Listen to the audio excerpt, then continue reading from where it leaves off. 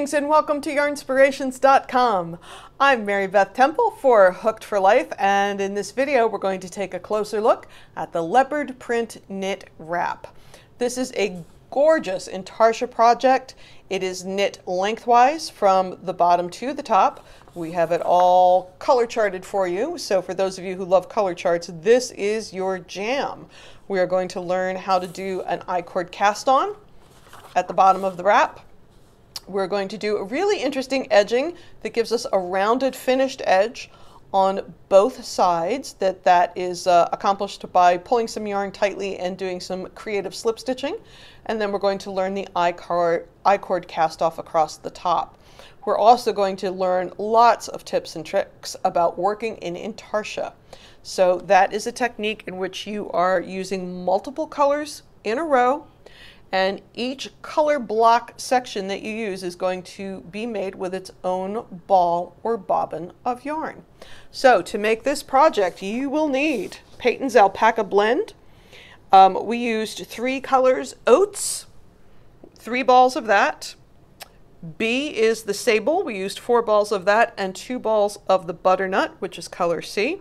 You're going to need a size 10 or 6mm circular knitting needle, 24 inches, or perhaps a little longer if that's what's available, or size needed to obtain gauge. Gauge is important for this. You want a nice fluid fabric, but you don't want it so loosey-goosey that you get holes.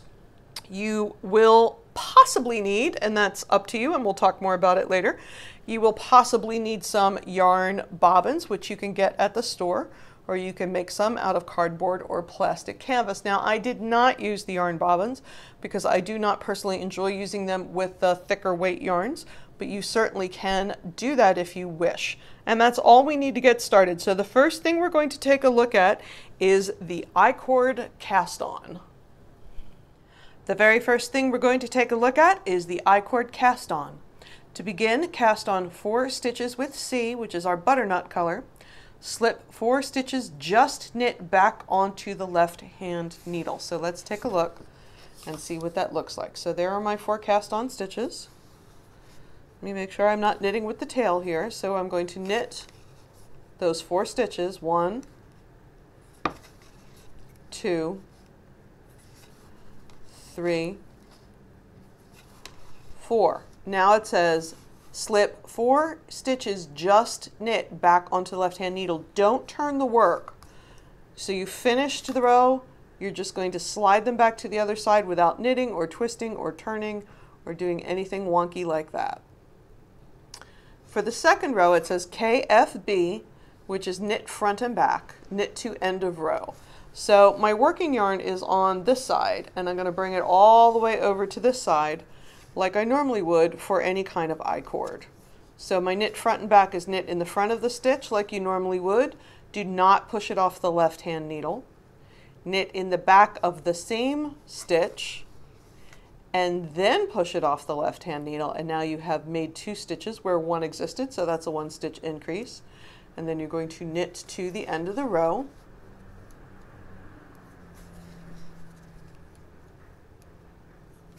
Slip last 4 stitches just knit back onto left hand needle, 1 stitch made.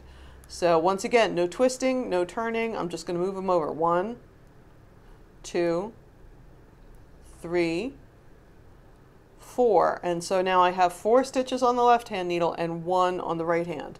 I'm going to begin to repeat that same row over and over and over again. So I'm going to knit front and back. Knit in the front, don't push it off the left hand needle, knit in the back, push it off the left hand needle, knit to the end of the row, so that's 3 more, 1, 2, 3, slip the 4 stitches just knit onto the left hand needle, 1, 2, 3, 4. Now I have 2 on the right hand side. So I want to make sure that I'm giving this working yarn a good solid tug because it's getting from this side of the work to this side of the work. And again, that's what makes the I-cord have its round shape. So you want to give it a good tug. because you want the two sides to meet as you continue to knit. So this is a really cool cast on because you're casting your stitches on that you need for the wrap, but you are also making a really nice I-cord edging at the same time. So it saves you from having to do an applied edging later. And again, once you are done all your knitting, so, whoops, now I have 3. So I'm just going to keep going and going and going. Good tug at the beginning. As you keep going, it just leaves you less finishing at the end. If you're getting your stitches and your edging all put together in one shot, because let's be honest, wouldn't we all rather be knitting than finishing? I know there are some people among you that are really into the finishing, and good for you, but I'm not one of them.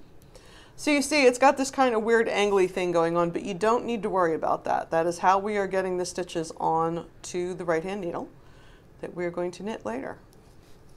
Okay, when you have your 98 stitches on there, good tug. When you have your 98 stitches on there, there is a next row. It says slip last 3 stitches just knit back onto the left-hand needle. I'm going to do that again. I got a little splitty here. Can't read and knit at the same time. Knit 2 together and knit 1, slip the last 2 stitches back onto the left-hand needle and knit 2 together. That'll bring you down to 96 stitches. And then it says break the yarn, but do not turn the work, because you are going to begin knitting from the chart on the second page, right the way you have the work oriented. So I'm going to keep going until I have some extra stitches here. I will show you that last little row. Of course, as always, I'm not going to make a full-size sample because it will take me 87 hours to knit a row, and you don't want to watch that. But I am going to make a smaller sample so that we can look at some of the Intarsia work on it. And look, here's my back.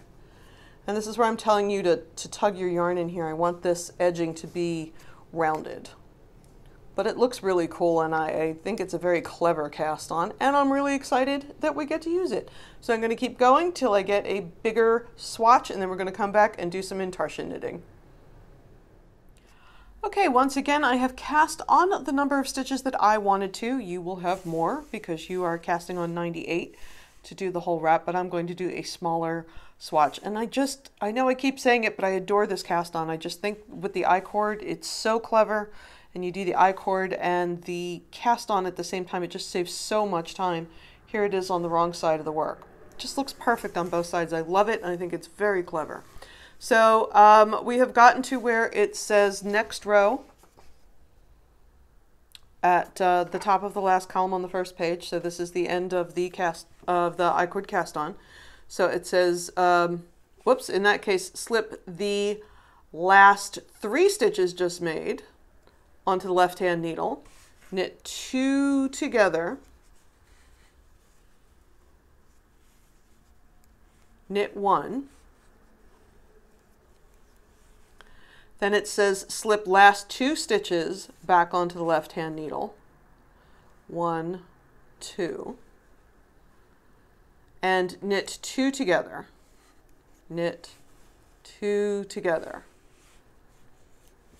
So again, it just makes this neat little corner just as pretty. And so you will have 96 stitches. It says break yarn, do not turn work. So I'm going to get my scissors out and cut the yarn. Now, because I'm not going to turn the work, I'm going to slide it to the other side of the circular needle so I can start working on this side. So I'm not turning the work, I'm just sliding it so I can get back to the beginning of the row. Now, one of the things it says in the instructions at the beginning is we're working the color work in Intarsia technique, which is different from Fair Isle. I know we go back and forth here. It depends on what is the right technique for each project that we're showing you. It says when working from the chart, wind small balls of the colors to be used, 1 for each separate area of the color in the design. When changing colors, twist the 2 colors around each other where they meet on the wrong side to avoid holes. So you could go to the store and you could get plastic bobbins, but since this is a thicker yarn, honestly, you can see I just wound up a bunch of balls. Now I will work some of the sections right off the skeins, and I didn't go crazy going, oh, you know, it's this many yards or that many yards. I just wound off a bunch of small balls.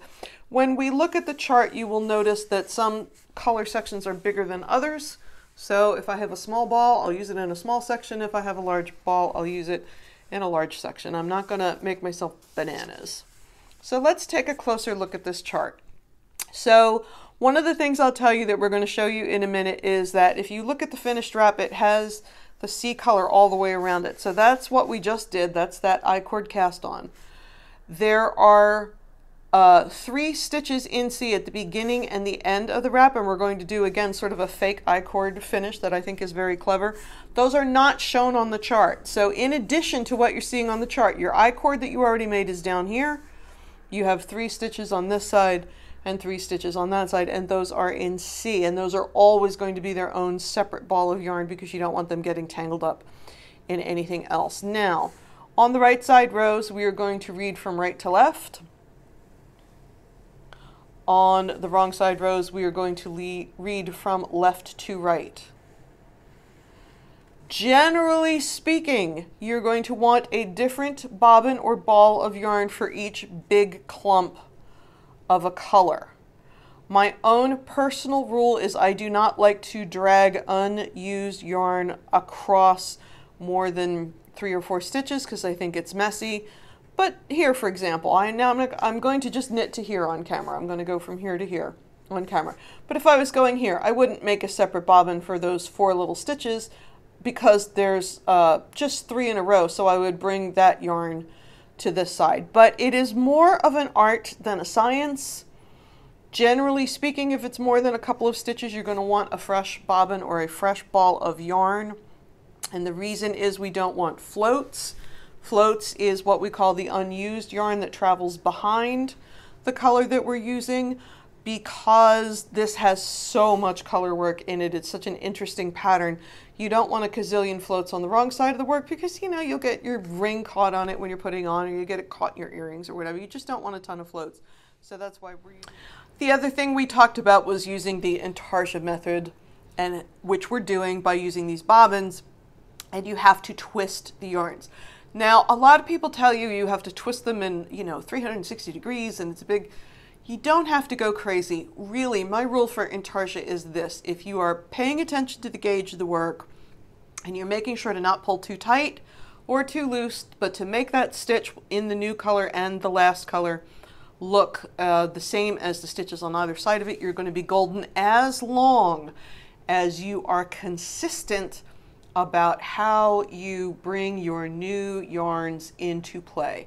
And my rule is new color under the old color. If you consistently bring the new color under the old color every single time that you change colors from one bobbin to the next, you're not going to have a problem. You're going to, that work is going to twist itself in the direction that you want it to do. But let's stop talking and start knitting, because that's way more interesting to do. So here we are. With C, that's what I was telling you, we're going to knit 3, and then we're going to work the chart from right to left and slip the last 3 stitches purlwise.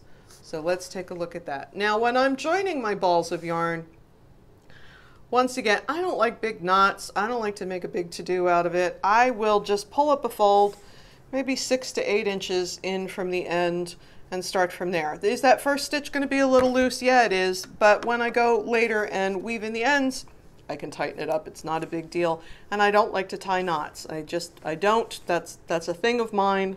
I am not a knot person. So the first thing I'm going to do is knit those 3 stitches in C that are not shown on the chart.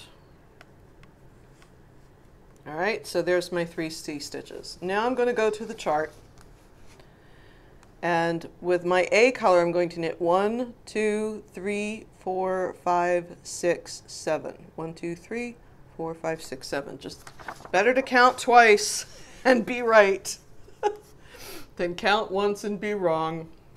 So again, for this first row, I'm having to join all the colors of yarn because You know, there's nothing pre-existing. So what did I say, 7? Yep, 7. So I'm going to knit 7 with contrast A, being careful not to knit the tail because I've done that before.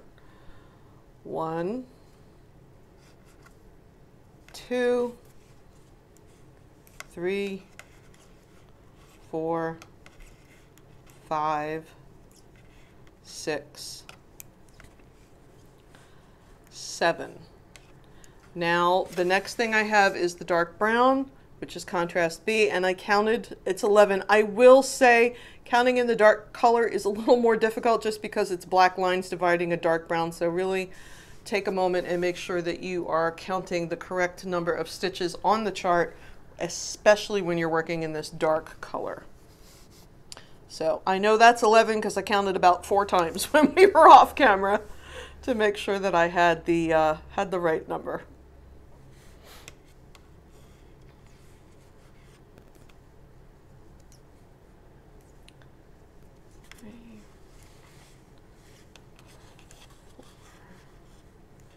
Now, I was hammering about new under old, new under old, new under old. Does it matter on this first row? It does not, and that's because nothing is attached to anything. We have all these cut ends, so again, that is something that we're going to address those holes when we're weaving in ends. 1, 2, 4, 5, 6, 7, 8, 9, 10, 11. Now we're going back to contrast A, and I'm starting a new ball of yarn. I am not going to drag that yarn all the way across those stitches. So it's 1, 2, 3, 4, 5, 6, 7, 8. 1, 2, 3, 4, 5, 6, 7, 8. So I'm going to grab another ball of contrast A. Now I will say this, when I am knitting in Intarsia with this many bobbins going, do they get tangled every once in a while? Absolutely. But it is worth every 3 to 5 rows to just stop what you're doing and untangle everything, because if you don't, you're going to have a knot, which is frustrating. Once again, if you prefer to use those plastic bobbins that you can get at the store, you can go ahead and do that. I know a lot of Intarsia projects I have recommended butterfly bobbins, but again, for me, I think those bobbins and the butterfly bobbins work better on finer yarns with less halo that are not going to jump all over each other. 1, 2, 3, 5, 6, 7, 8. Look at that, just like I knew what I was doing. And then we've got the brown again. 1, 2, 3, 4, 5, 6, 7, 8, 9, 10. We double count. 1, 2, 3, 4, 5, 6, 7, 8, 9, 10. Let's see. I got all my little bobbins out of order here.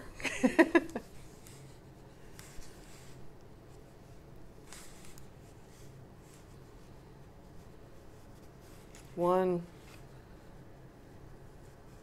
2, 3, 4, 5, 6, 7, 8, 9, 10, and then I'm just going to do a little beige after. I've got to leave my 3 at the end for the other edging, and I'm going to just do 6 of the beige. Again, I'm making a smaller piece than you are. I'm not going all the way across.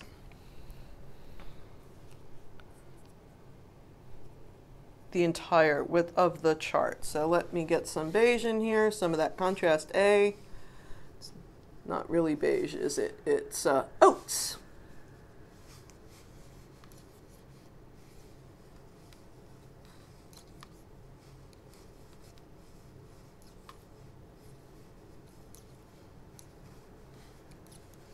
And then my last 3 stitches, I'm going to slip purlwise. So I've worked across the chart, I've knit my 3, I've worked all the way across the chart, and then it says slip the last 3 stitches purlwise. 1, 2, 3. All right, so there is my first row. Again, smaller swatch than you will have, but enough to keep us going. So now we're going to work on the second row, and we are going that way. And a helpful little tip, the right side rows 1, 3, 5, 7, 9 are all written on the right hand side, so you know that that's where you start in the direction you're going in. All the wrong side or even numbered rows, the numbers are written on this side. That gives you a tip that you're reading that way. So I got to the end of here and I knit 1, 2, 3, 4, 5, 6 beige. Again, I'm not going to try and add this guy right here. I'm just doing it for the sake of having a swatch to work on. So I'm going to go back. So the first thing I'm going to do is the edging, but let me just see here. It's 1, 2, 3, 4, 5 of the oats, and then I'm going to change to the darker color once I get going. But the first thing I have to do, and again, let's take a look at this on the text. With C, purl 3 slipped stitches, pulling yarn tightly across front of work when purling the first stitch. That's going to make it curve around and be an I-cord looking edging. Purl second row of chart, reading from left to right, and then we're going to slip the last 3 stitches purlwise with yarn in front. Now, once again, because I am just adding a ball of yarn here, that pull is not going to be worth a darn on the first row. It's something you need to pay attention to as you're moving forward. But don't go crazy if it doesn't look like much when you do it the very, very first time, because since we're adding yarn, it's not going to pull around in a circle like it will do later on in the project. But I will do a couple of rows with you on camera so you can see what it's meant to look like when we get there. So once again, I'm going to purl 3, and I'm not going to worry about pulling the yarn tight this one time because I'm adding a new piece and it's going to do what it's going to do, and we can fix it when we're weaving it ends. If I pull that tight, I'm going to pull it right out. Okay, so now we are working on the second row, and once again I started over here. So I'm going to do 5 of the A, then 1, 2 B, and now I got to add a C. There'll be 1, 2, 3, 4, 5, and then I'm going to add a B because I don't want to float the B on both sides. So I've got 1 B going here, but when I get here I'm going to add another one. Honestly, it sounds more complicated than it is, and once you get going it all makes more sense. So let's very carefully look at what I was talking about with new under old. So I'm going here. So the C is my old color and the A is my new color. So I want to bring new under old. So I want to bring the new yarn that I'm using under the old yarn that I'm going to stop using, and that is going to make the twist happen all by itself. So new under old, 1, 2, 3, 4, 5, and then 2 of the dark brown. Now that's only, I'm only moving it over 1 stitch, so I'm going to go ahead and use that bobbin that's already there, and I'm going to put the new color under the old color, new under old. And in fact, I'm going to bring, that's a tail right there, I'm going to bring it all the way under the working yarn of the one I just dropped. 1, 2, this feels a little loose, don't worry about it, it's because it's attached to a cut end, it'll make more sense later. Then I'm going to purl 1, 2, 3, 4, 5 in the C, and I'm going to have to add another ball of yarn so as not to have a big float.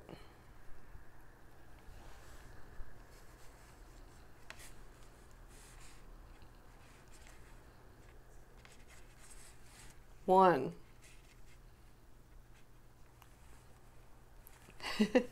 2, 3, 4, 5. Then I'm going to have, it looks like 5 of the dark brown, 1, 2, 3, 4, 5. Once again, adding a new ball because there's nothing over here waiting for me but a tail, and I don't want to work with the tails. I promise you, as you get farther up and you have fewer tails close to you, it really is a lot easier to go. So we're going to have 5. Again, I'm going to bring the new yarn under the old yarn. It may be a little loosey-goosey for this first row because it's a cut end and there's nothing to attach it to. 2, sorry, 3, 4, 5. Now I want to show you one other little tip here to pay attention to while you're knitting. When I did my purl 5, I noticed in the back of my little tired brain that the dark brown is over the oats. If I look at the chart, I can see that the dark brown is in fact over the oats. So if you want to compare stitches, compare the stitches that you are working on to the ones underneath. Now there are some people that like to cover up the chart so that they are only looking at one row, and some people were taught to do it this way so that the chart that you're going to knit is over the white piece of paper, but I'm telling you it makes more sense to go this way. So I'm on my second row, and I can move this piece of paper so that only the 2 rows are showing. But if I'm featuring the rows that I have already done, then like I just said, I can see that the dark one goes over the light one. It helps me make sure that I am properly oriented because I can see the row that I'm doing in relationship to the one that's already finished. All right, so where are we now? We have 3 of the oats. That yarn should be waiting for us, and it is. I'm bringing the old yarn, which was the brown. New under old, new yarn under old. 1, 2, 3, 4, 5, and then we have 11, 12, 13, 14, 15 in the dark brown. Again, new, which is the dark brown, under the old. It's only a 2-stitch difference, so I'm going to just bring that right over, make sure it twists. I'm going to purl 15, 1, 2,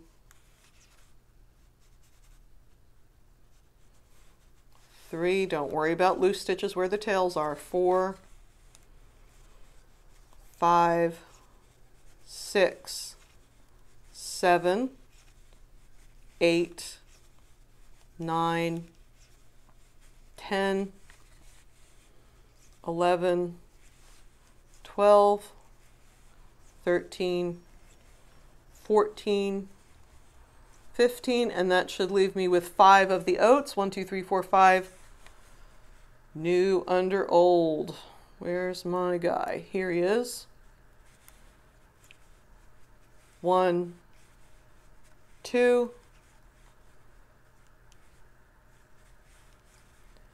3, 4, 5. Okay, and now let's look and see what it says to do at the end of this row, because remember the ends of the rows are not shown on the chart. Purl second row across, which we did. Reading row left to right, which we did. Slip last 3 stitches purlwise with yarn in front. So the yarn is in front. I'm going to slip them purlwise. 1, 2, 3.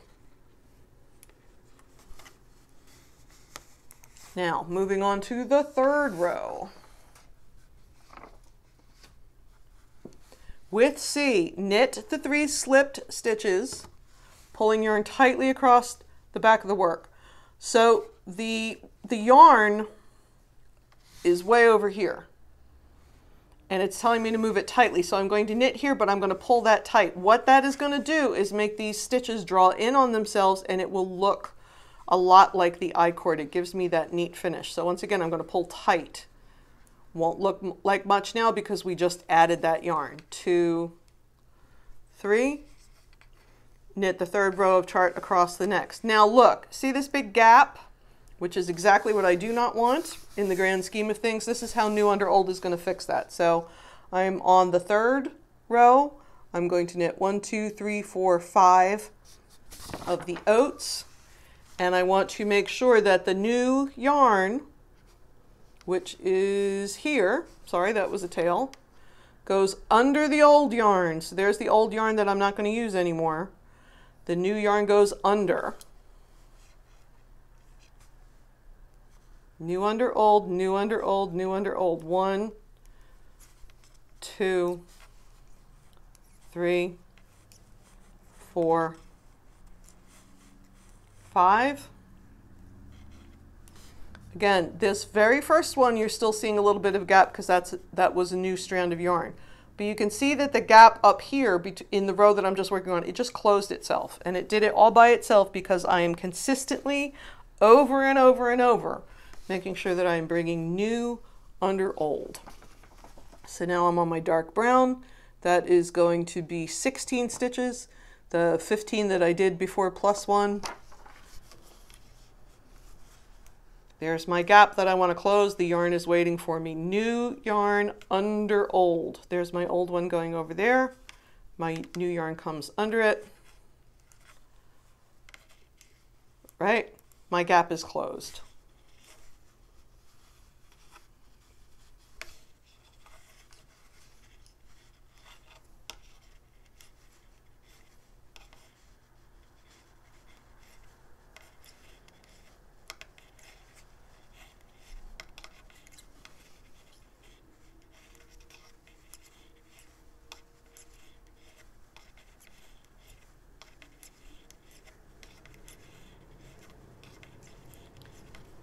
$14, $15, $16. Then I'm going to knit 4 of the oats, new under old. There's my old. Where's my new? Oh, there we are. There's my new under the old. 1, 2, 3, 4. Get some of these guys out of the way. Then we're on the dark brown and we're going to have 1, 2, 3, 4. New under old.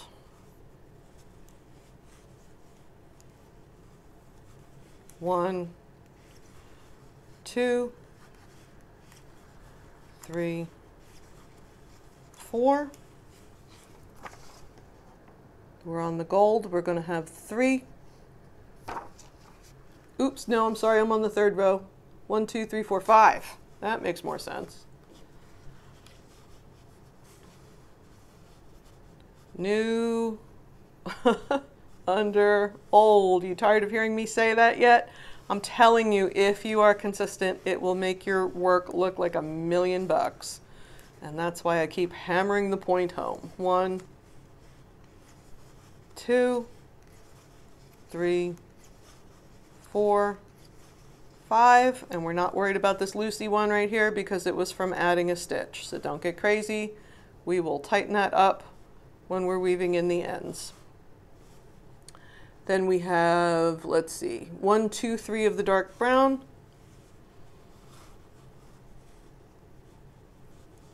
If I can find it. It's a lot easier to do when I'm not trying to make a video at the exact same time. I will tell you that. Okay, 3 of the dark brown. 1, new under old. 2, 3. Don't panic that this gold one is loose. It's because we added a ball of yarn there. And then I'm going to do the oats. Again, I'm not counting these because I have gotten to the end of my swatch. But I want to show you this edging.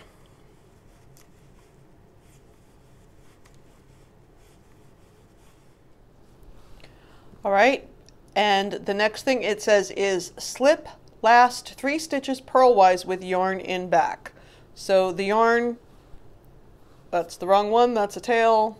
There's a working yarn in here somewhere. There it is. All right, the yarn is already in the back. So I'm going to slip these 3 stitches purlwise. 1, 2, 3. Now I'm going to show you just the very beginning of the 4th row because it tells you to pull the yarn tightly across the front of the work, and I couldn't really show you that before because I had all those loose ends over here and it wasn't going to do that for us. So with C, purl 3 slipped stitches, pulling yarn tightly across front of work when purling the first stitch. So ignore these tails. The working yarn is over here. I'm going to purl that first stitch, and I'm going to pull the yarn tightly because what I want it to do is roll inwards so we get a nice edge. So that's 1, 2, 3. And then I'm going to work on the 4th row of the chart, which I'll show you in a second. But again, because I pulled that tightly, it's rolling around to this side of the work. So it's going to give us a nice rolled edge on the end, much like we did on the bottom. So of course, to start the 4th row, I will look for number 4 right here, and I'm going to head in that direction. Now again, I was way over here. I only made my chart about this big. But remember, I'm going in that direction for the 4th row. So continue as established, working first and last 3 stitches in C, and working the chart in stocking stitch until rows 1 to 50 of chart have been completed 6 times. Break A and B. So again, we're going to pull tight on those stitches at the beginning and the end. So you want to look at the chart for the color work, but you want to make sure that you are looking at the text of the stitches to remind you which stitches to slip, where the yarn is going to be, and when you should pull tightly. So let's take a look at this Icord Cast Off. All right, so here is the front of the work, my Icord Cast On, my nice smooth Intarsia. Again, if I'm seeing a little loop here, a little loop there, it's something I can neaten up when I go in and weave in the ends. Now, if I'm looking on the wrong side of the work, because I only have a few rows on here, my goodness, are we seeing lots of tails. But these are things that will be woven in, and if you knit a big chunk of a color, we did not discuss ending off the bobbin. In the same way that I picked up a fold and started the bobbin or the small ball of yarn just 6 inches to the end, in from the end, go ahead and just cut the yarn, leave 6 to 8 inches to weave in later. Again, when you weave those ends in, you'll secure any loose stitches that may have happened. So let's take a brief look at the Icord Cast Off. Now with C, and we've got some C going on here because our first 3 and last 3 stitches were in the C. So it says cast on 3 stitches onto the end of left hand needle. So you're going to need either a knitted on or a cable cast on. I like the cable cast on, it's just easy. So I'm going to insert my right hand needle tip between the first and second stitches, not in them, but between them. Yarn over, pull it through, and then push that loop onto the left hand needle. So I'm going to do that 3 times. That was 1. So between the stitch I just made and the next one, yarn over, pull it all the way through, and put it on that left hand needle without twisting. 1 more time. Between the stitch I just made in this case and the next one, yarn over, pull it all the way through, put it on the left hand needle without twisting. So that is the cable cast on. So I've cast on my 3 stitches onto the end of the left hand needle. Now it says knit 2, 1, 2, knit 2 together.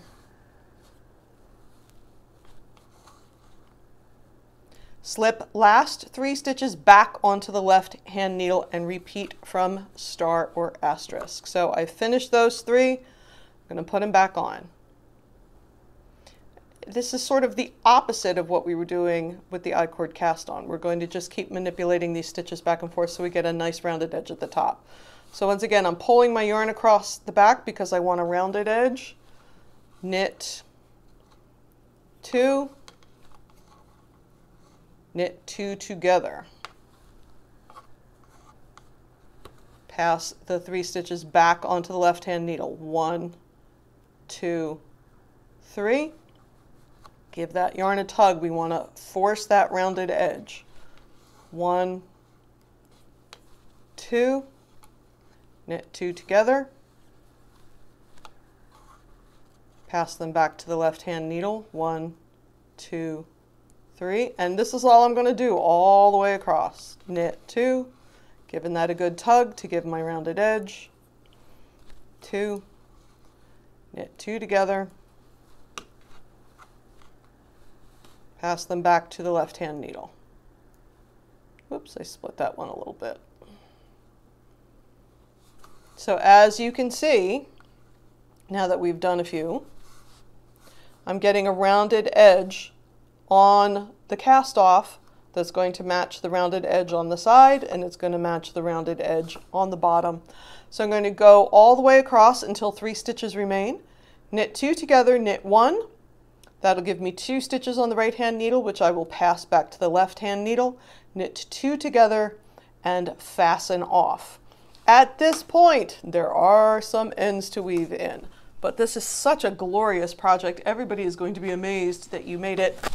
And once you get the hang of Intarsia knitting, it's just not as hard to make as you would think. So thank you for joining us here on Yarnspirations.com for the Leopard Print Knit Wrap. Please be sure to like this video and subscribe to the channel for fresh content weekly in knitting, crocheting, and other yarny crafts.